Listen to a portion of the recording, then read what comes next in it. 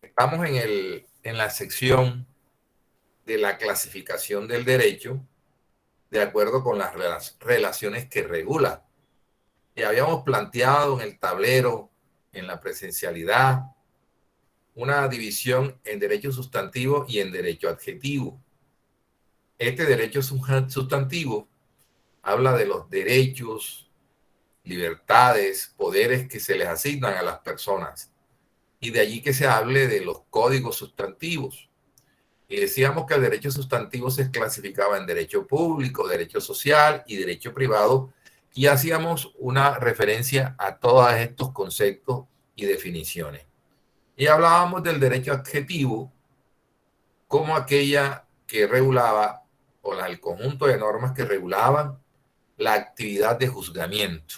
De tal manera que se hablaba de los códigos de procedimiento penal, código de procedimiento laboral, código de procedimiento administrativo, etcétera, etcétera, etcétera.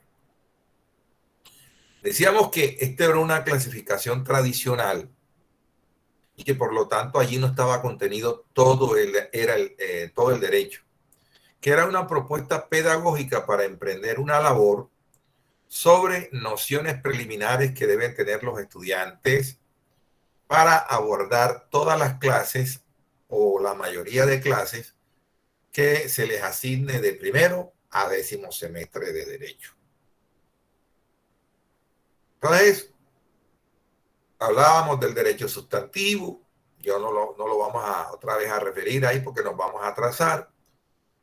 Nos referíamos al derecho público y decíamos la importancia allí de la presencia del Estado y hablábamos del derecho constitucional como el conjunto de normas que regulan el funcionamiento, organización y estructura del Estado.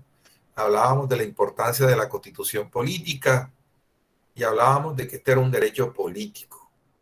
Y lo importante allí era conocer el documento, la constitución política, como efecto la vimos a rasgos generales, que ustedes eso lo van a ver con más profundidad en el derecho constitucional.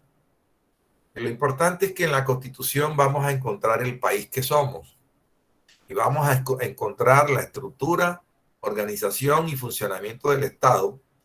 Y por eso yo desde el principio de clase le di importancia a los artículos 113 a 121, donde está la parte orgánica del Estado, donde el Estado cumple una función pública a través de 3 grandes ramas: la ejecutiva, la legislativa, la judicial, los órganos de control como el Ministerio Público, la Procuraduría, la Contraloría, la Defensoría del Pueblo, etcétera, etcétera.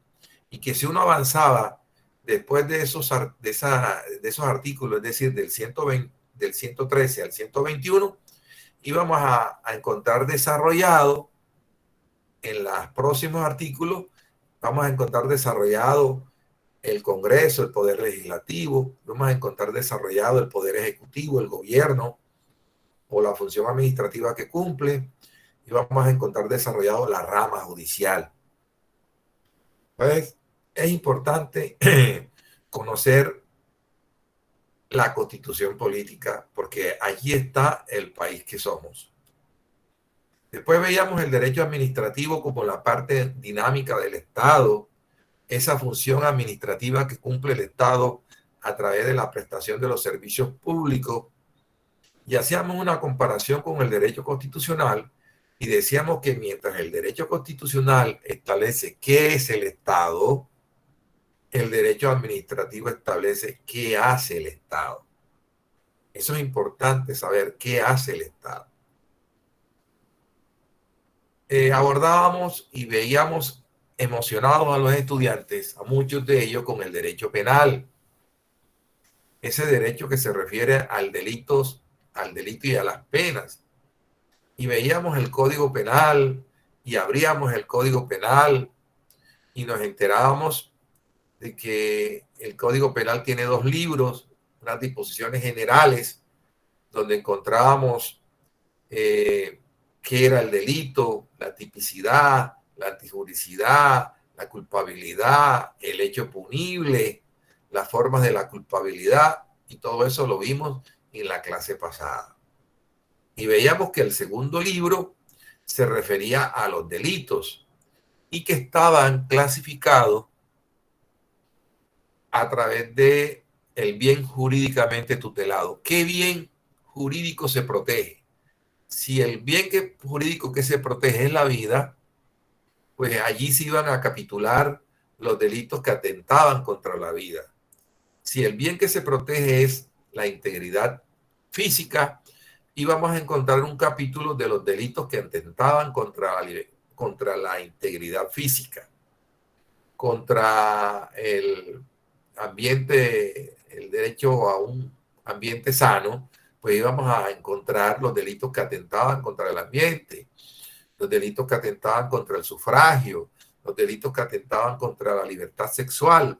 Entonces, fíjense que aprendíamos cuál es la metodología de trabajo utilizado por el Código Penal, un libro primero donde están las disposiciones generales y que ustedes pueden leer y entender porque están en capacidad de hacerlo, y un libro segundo donde están capitulados los diferentes delitos y a los cuales se les asigna una pena de acuerdo con el bien jurídico que se protege.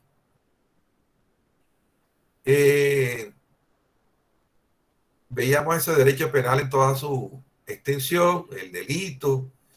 Veíamos que las conductas punibles se dividían en delitos y contravenciones, que la contravención es una infracción menor que está regulada en el Código Nacional de Policía y que la contravención tenía la virtud de poder deshacer esa conducta. El delito no, el delito se efectúa y ya quedó hecho.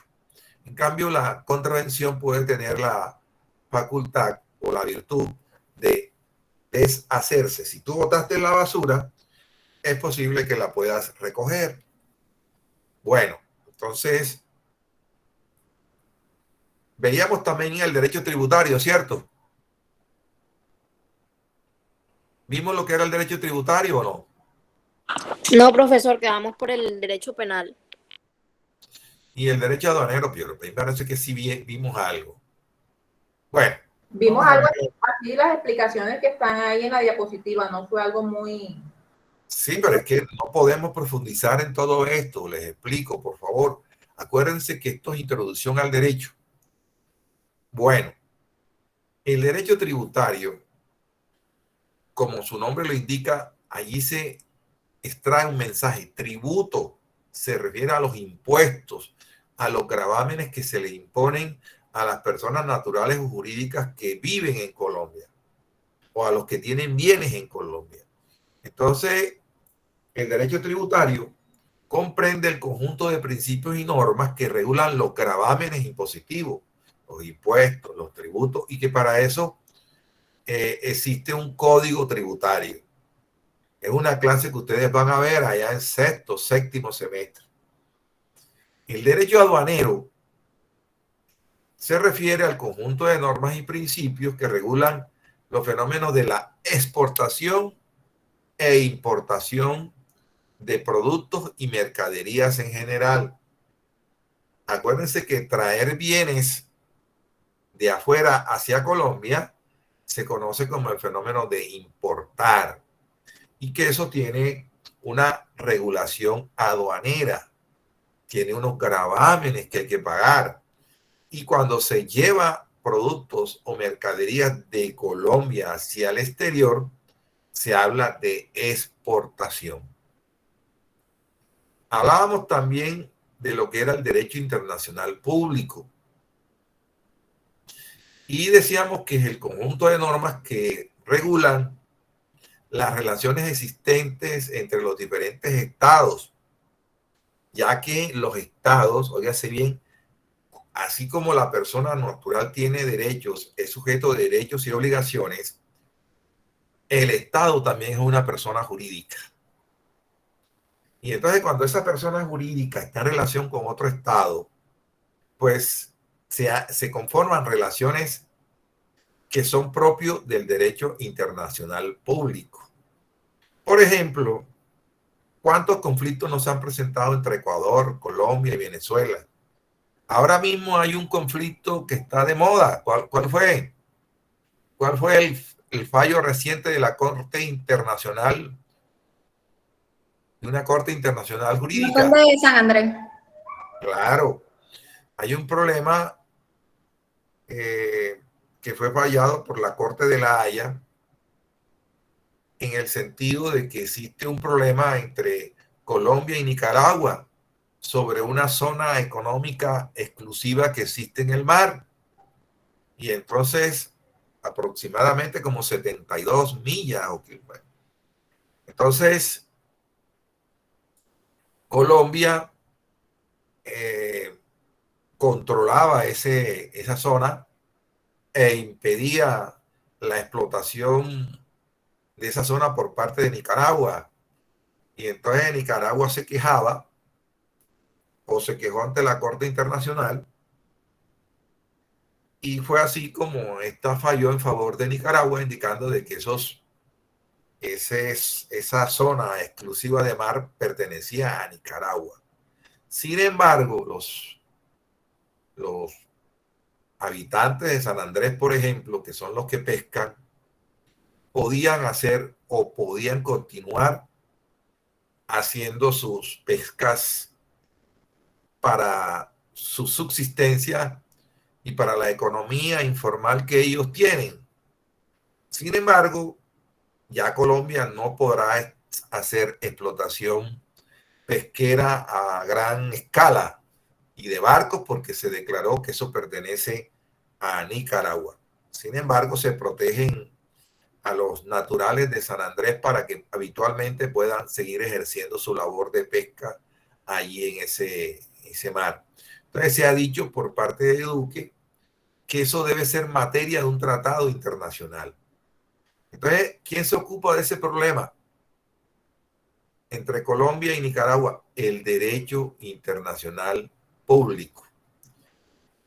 Ahora, ¿podría obligarse a un Estado a que celebre un tratado internacional? No, de ninguna manera. El derecho internacional público no es coactivo.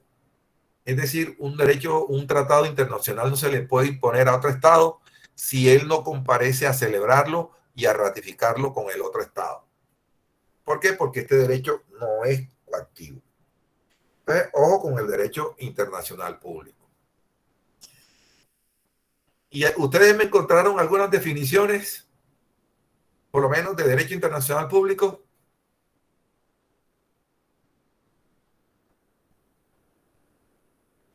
Sí, profe. A ver, ¿quién me habla? Dayerlis Tapias.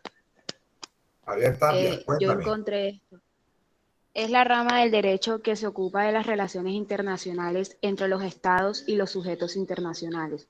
Es el marco jurídico por el que se rige la comunidad internacional, de manera de garantizar la paz y la justa resolución de los conflictos que pudieran surgir de sus relaciones mutuas.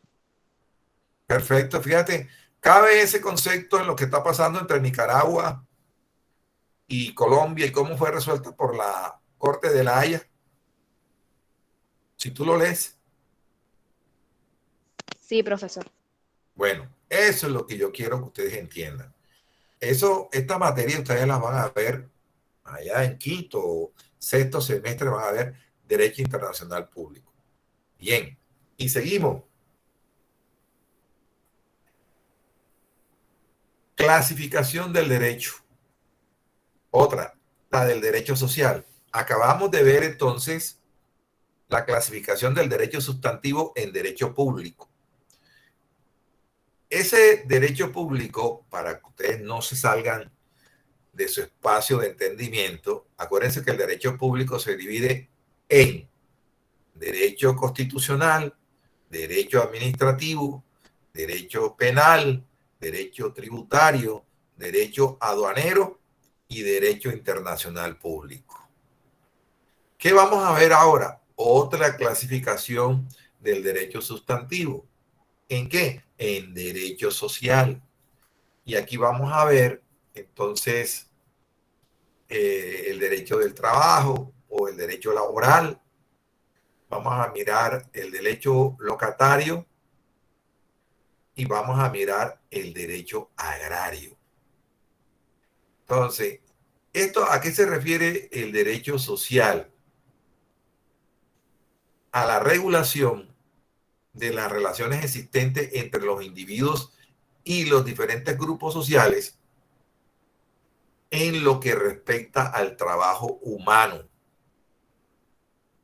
Entonces, es la regulación de las relaciones que se producen entre individuos y grupos sociales con respecto al trabajo humano. Ya vamos a ver que hay diferentes trabajos humanos que se relacionan en este capítulo del derecho social. O sea, regula las relaciones de los individuos y de los grupos sociales con respecto al trabajo humano. Y entonces vamos a encontrar allí el derecho laboral. Y vamos a encontrar que existe un código laboral, un código sustantivo del trabajo. Si yo te digo la expresión código sustantivo del trabajo, ¿qué me sugiere esa denominación? Que allí vamos a encontrar ¿qué? Código sustantivo del trabajo. ¿Qué vamos a encontrar allí en ese código? Profesor, en el Código Sustantivo del Trabajo, bueno, lo tengo aquí y tengo que se encuentra dividido. El primer título dice que trata sobre contratos individuales de trabajo. Sí, pero el segundo, yo lo que bueno, quiero es que te vayas a la definición de sustantivo. ¿Qué es sustantivo? Profesor, sustantivo para... ¿A qué se refiere? Los conceptos. Profesor. ¿A qué? ¿Qué les dije yo que significaba Profesor, derecho sustancial? Sí, pero ¿qué ahí vamos a encontrar? Cuando me dice código sustantivo del trabajo, ¿qué es lo sustantivo? ¿Qué le he dicho yo que son las normas de carácter sustancial? Que establecen normas. Normas, pero todas establecen Los derechos. Profesor, Los derechos de la persona. Eso, pero ¿cuáles personas en este caso? De los empleados. Eso, lo que yo quiero. Cuando ustedes escuchen la palabra código sustantivo, significa que allí vamos a encontrar los derechos de los empleados y de los empleadores. Ciérrenme los micrófonos a algunos que lo tienen abierto y me está haciendo ahí un silbato. Está haciendo un eco. ¿Me oyeron? ¿Me escuchan ahora? ¿Bien? Sí, señor. Entonces, cuando ustedes vean código sustantivo del trabajo, vamos a encontrar allí todos los derechos que se le otorgan a los empleados y a los empleadores. Allí vas a encontrar cuáles son las prestaciones, las primas, los derechos, las vacaciones que tienen los empleados o trabajadores. Y a su vez los derechos que tienen los empleadores. ¿Cómo se puede votar a un trabajador por justa causa? ¿Cómo se le indemniza a un trabajador? Pues ahí vamos a encontrar todos esos derechos. Lo que yo quiero que ustedes entiendan es que cuando vean la palabra sustantivo, enseguida entiendan que se trata de derechos otorgados a unas personas. Pero si yo le digo código de procedimiento tal, ¿qué vas a encontrar allí? Los procedimientos para juzgar. Se refiere a la actividad de juzgamiento en la materia a que se refiera. Si te dice código de procedimiento civil, ¿a qué se refiere? ¿A qué actividad se refiere? A las relaciones de las personas. Pero el código de procedimiento civil. O sea, el procedimiento civil, o sea, cómo llevar a cabo los juzgamientos en cuanto a las personas, ¿no? Y sus relaciones. Pero en cuanto a los asuntos civiles. Si yo digo código de procedimiento civil, hombre, actividad de juzgamiento en los asuntos civiles. Y si yo digo código de procedimiento penal, Los procedimientos de asuntos penales. Actividad de juzgamiento que se refiere a los asuntos penales. El procedimiento se refiere a una actividad de juzgamiento. ¿Y eso en qué derecho está? ¿En el sustantivo o en el derecho adjetivo? En el adjetivo. Perfecto. Adjetivo. En el adjetivo es donde vamos a encontrar la actividad de juzgamiento. Ya después ustedes van a ver esa actividad de juzgamiento en lo civil, en familia, en agrario, en comercial, etcétera, etcétera, etcétera. Entonces, si yo encuentro código sustantivo del trabajo, es que voy a encontrar allí todos los derechos, obligaciones, libertades, ¿a cargo de quién? A cargo de los empleados y de los empleadores. Y entonces es importante tener el concepto de contrato de trabajo. ¿Algunos encontraron definiciones de contrato de trabajo? Sí, profesor. Sí, profe. Sí, ¿Quién habla?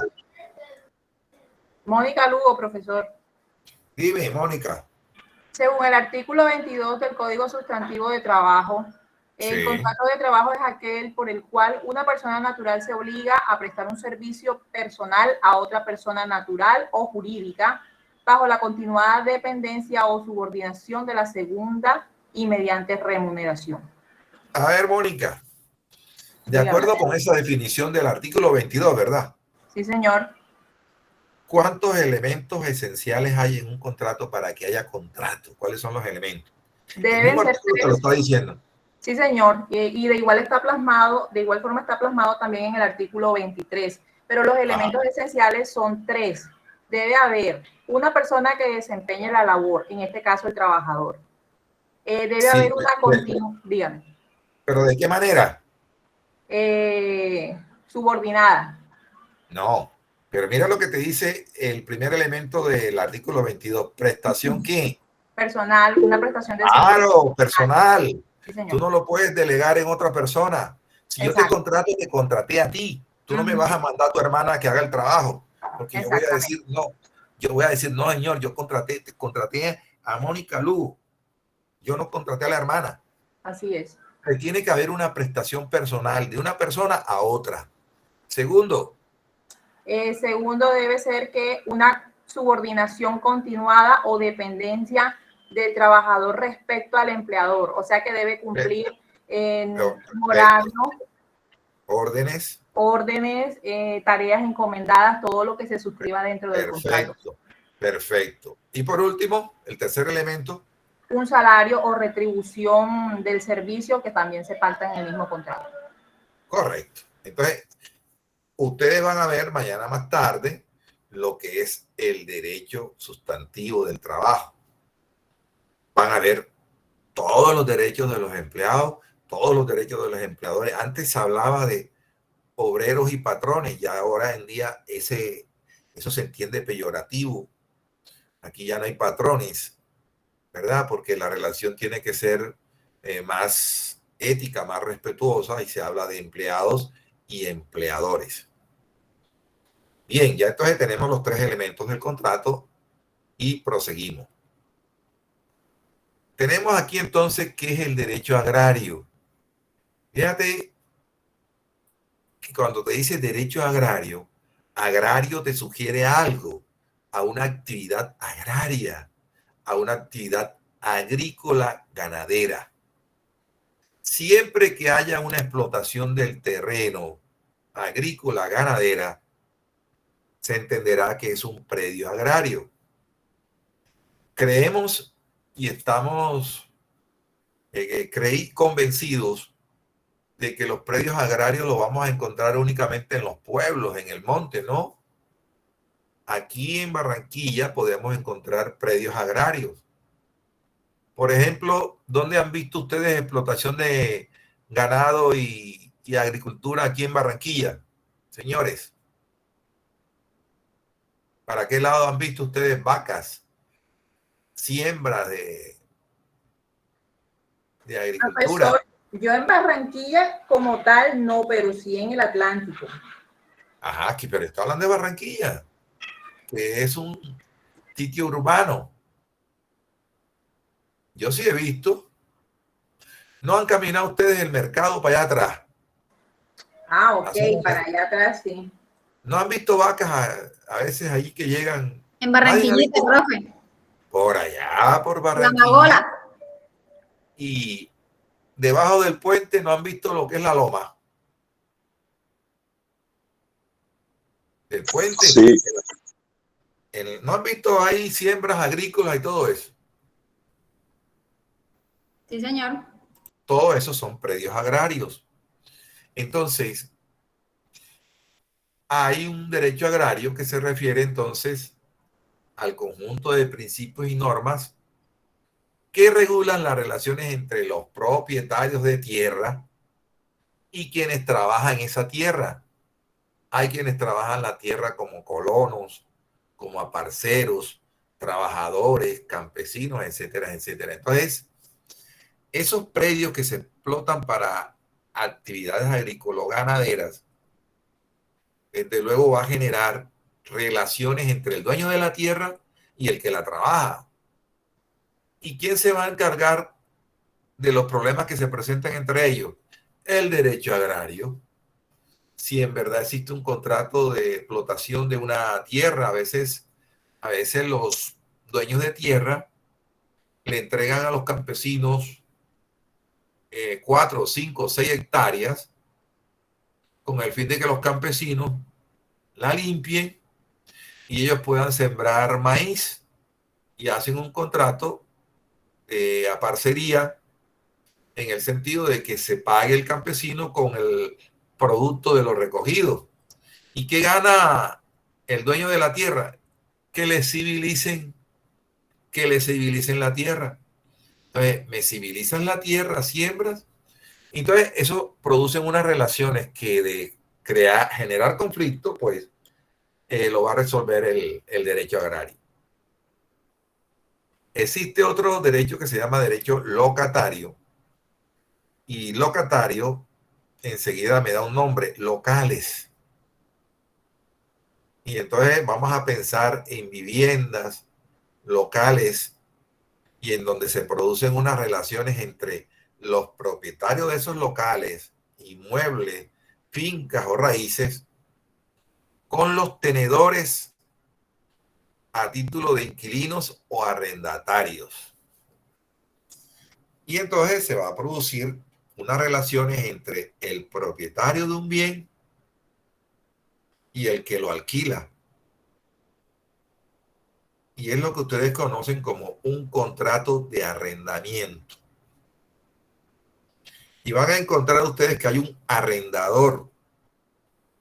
Y entonces eso lo van a encontrar ustedes allá en el Código Civil. También lo van a encontrar, si se trata de locales comerciales, lo van a encontrar en el Código de Comercio. Allá a partir del artículo 518 del Código de Comercio. Entonces van a encontrar ustedes que hay una persona que se llama arrendador. ¿Quién es el arrendador, señores estudiantes? El locador. El locador. El arrendador. El propietario de la casa.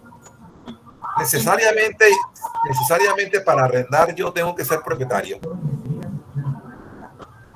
No, profesor, puede haber un subarrendamiento, pero eso depende del contrato también que se haya tenido. Y si yo soy poseedor, no puedo arrendar. Sí, pero Entonces, es no que usted no necesariamente. reconoce dominio ajeno. Claro, perfecto. Entonces, no necesariamente para ser arrendador tengo que ser propietario. Entonces, ¿quién es el arrendador? A ver. O sea, pero en el derecho locatario al arrendador se le conoce así como locador. Es el que pone a disposición una propiedad por una remuneración a disposición de el que otorga el uso y goce de la cosa a cambio de un pago o canon de arrendamiento. Es decir, él entrega el uso y goce de la cosa a cambio de un pago mensual. ¿Y quién es el arrendatario? Quien hace uso y Usa y goce de Claro, los claro, el que hace paga uso y goce de la cosa y paga el canon. y paga por ese beneficio. Exactamente.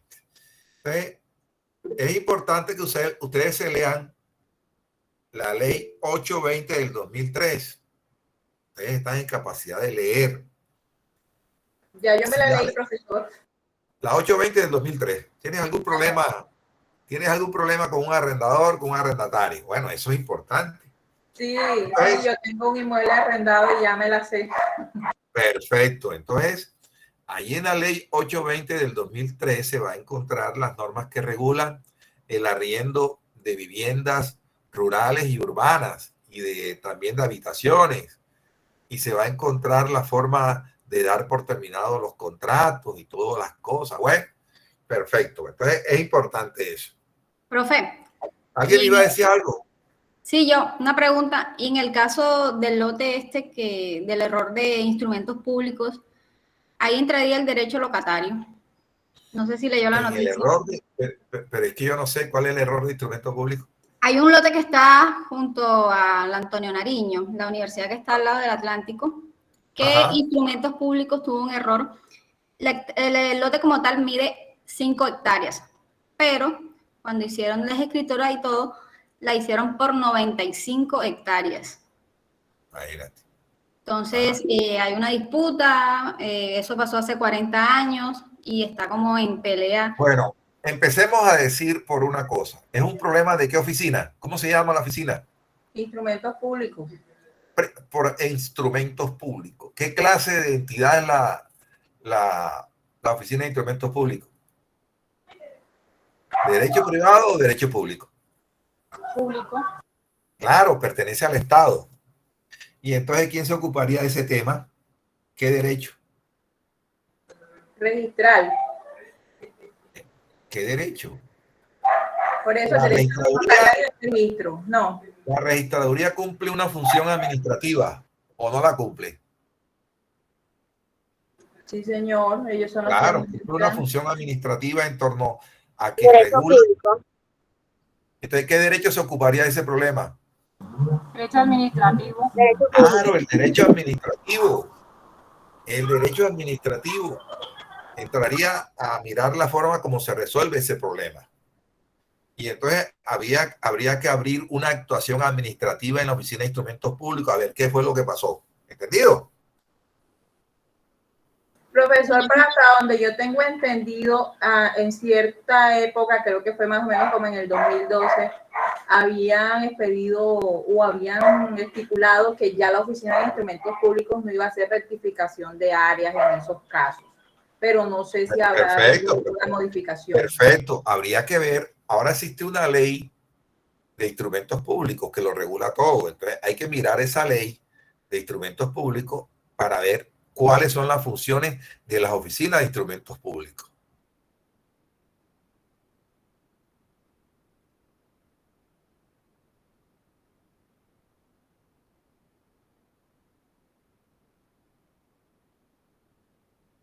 Bien. Muchos años